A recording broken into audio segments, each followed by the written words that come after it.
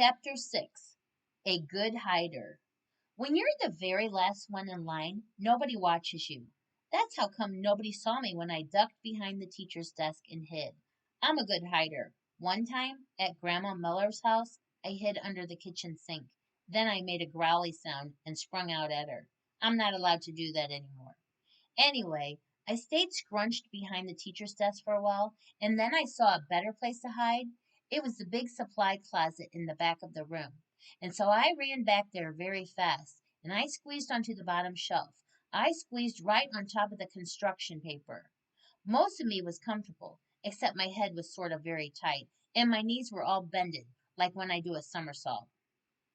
Then I pulled the door mostly closed. Don't shut it all the way, though. And I mean it, I said right out loud.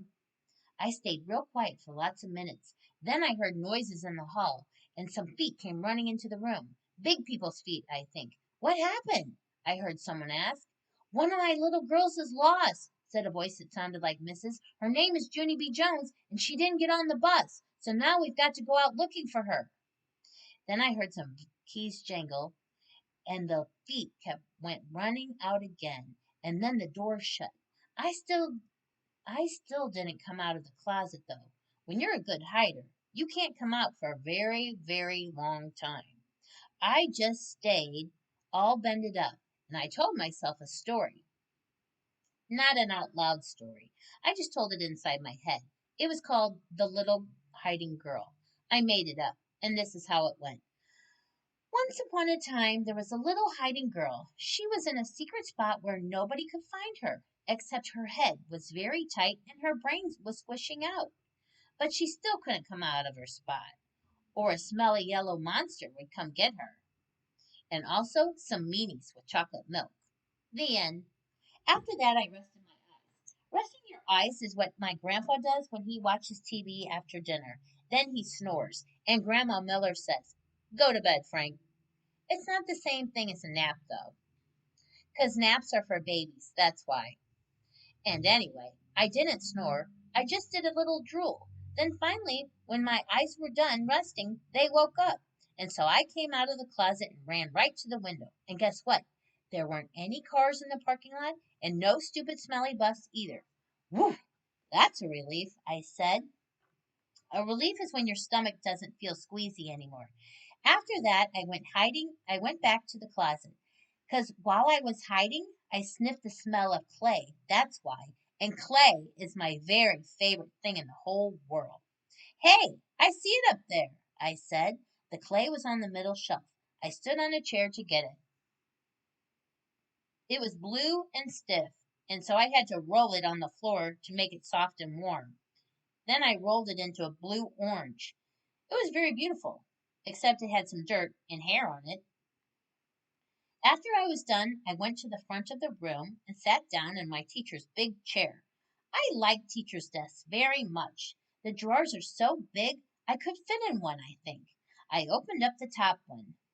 There were happy face stickers and rubber bands and also gold stars which I love a very lot. I stuck one of them on my forehead. Then I found paper clips and red marking pens and new pencils with no points and scissors and travel tissues, and guess what else? Chalk, I said. Brand new chalk that's not even out of its little box yet. Then I stood up on the teacher's chair and clapped my hands together very loud. I want everyone to find a chair and sit down. Today we are going to learn some alphabet and some reading, and also I will teach you how to make a blue orange. But first, everyone has to watch me draw stuff. Then I went out to the board and drew with my brand new chalk. I drew a bean and a carrot and some curly hair. Then I wrote some O's. O's are my bestest letter. After that, I bowed. Thank you very much, I said. Now you may all go out for recess. I smiled, except for not that Jim. Chapter 7. Peaky Holes in Spine. After a while, I started to get a little bit thirsty. That's what happens when chalk sprinkles get in your throat.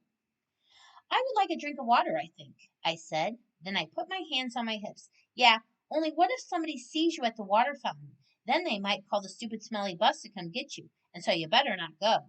I stamped my foot. Yeah, only I have to. I have to go, 'cause there's this dumb chalk in my throat." Then, all of a sudden, I got a great idea. I pulled a chair over to the door and I peeked out the window at the top. I'm a good peeker. One time I peeked right into Grandpa Miller's mouth when he was sleeping, and I saw that dangly thing that hangs down in the back. I didn't touch it though, 'cause I didn't have a little stick or anything. That's why. Anyway, I didn't see anybody in the hall, and so I opened the door a crack and I sniffed, because when you sniff, you can smell if there's people around. I learned sniffing from my dog, Tickle. Dogs can smell everything. People can mostly just smell big smells like stink and flowers and dinner. "Nope, don't smell anyone," I said. Then I ran to the water fountain and I drank for a long time. And nobody tapped on me and said, "Hurry up, girl." After that, I stood on my tippy toes and I tippy toed to the media center because I love that place. Remember? The media center is kind of like a fort. The shelves are like walls and the books are sort of like bricks. And you can move some of them around and make peeky holes. Peeky holes are what you spy out of. Then, if you see somebody coming, you can make your breath very quiet, and they won't find you.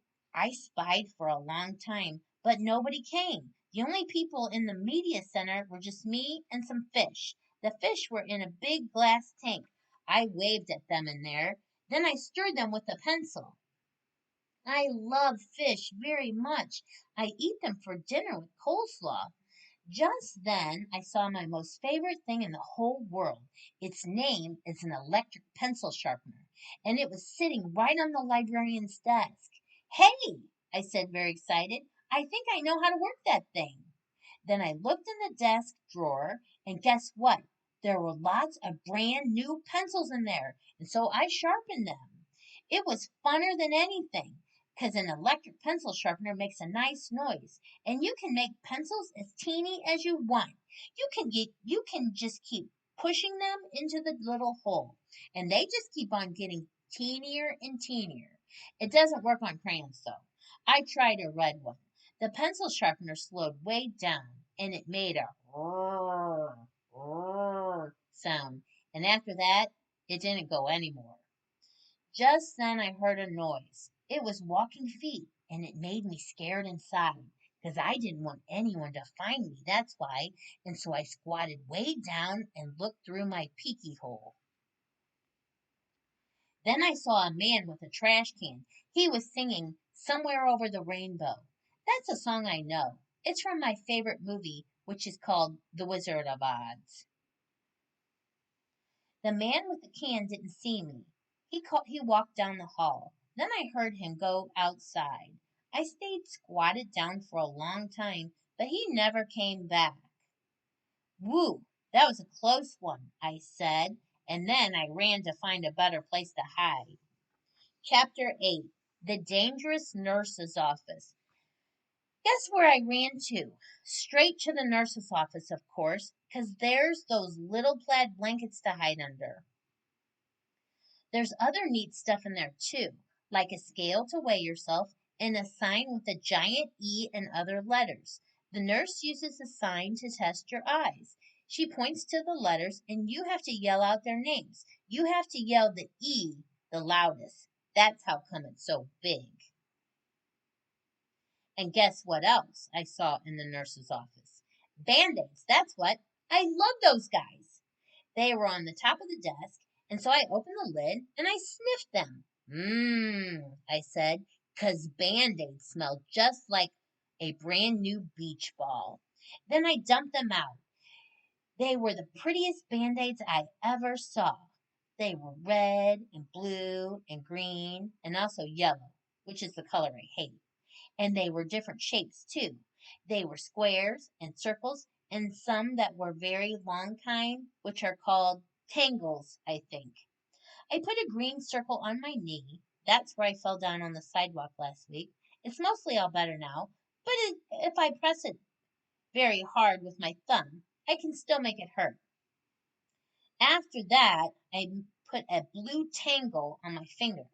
That's where I got a splinter from the picnic table. Mother pulled it out with tweezers, but there's still some table in there, I think. Also, I put a red square on my arm. That's where Tickle scratched me, because I got 'em all wound up. Just then I saw the nurse's purple sweater.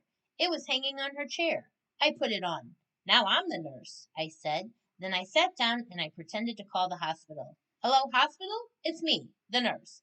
I need some more Band-Aids and some aspirins and some cherry cough drops, only not the kind that make your mouth feel freezy. And I need some lollipops for when kids get needles. And also, I need a little stick or something in case I have to touch that dangly thing that hangs down in your throat." Then I pretended to call room 9. "Hello, Mrs.? Please send that Jim to my office. I have to give him a shot." Just then I saw my most favorite thing in the whole world.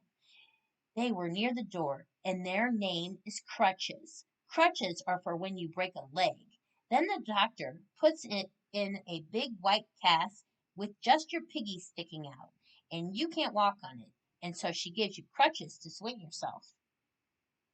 I ran over and picked them up. Then I put them under my arms, only they were way too long for me, and I didn't swing that good. And so then I got another idea. I carried them to the nurse's chair, and I climbed up there so I was real tall. And then I put the crutches under my arms, and they fitted just right. After that I stood on the edge of the chair, and I leaned forward very slow. Except then a terrible thing happened. The chair was on wheels, and it rolled away from my feet, and I got stuck on the crutches way high up in the air, and I was very dangly up there. "Hey!" I shouted, "get me down from here!" Then I wiggled around, and one of the crutches slipped, and I came crashing down, and I banged my head on the desk. "Ow!" I yelled. "Ow, ow, ow!" Then I picked up the phone again. "I quit this stupid job," I said, and then I ran out of there very fast, 'cause the nurse's office is a dangerous place, and crutches aren't my favorite thing.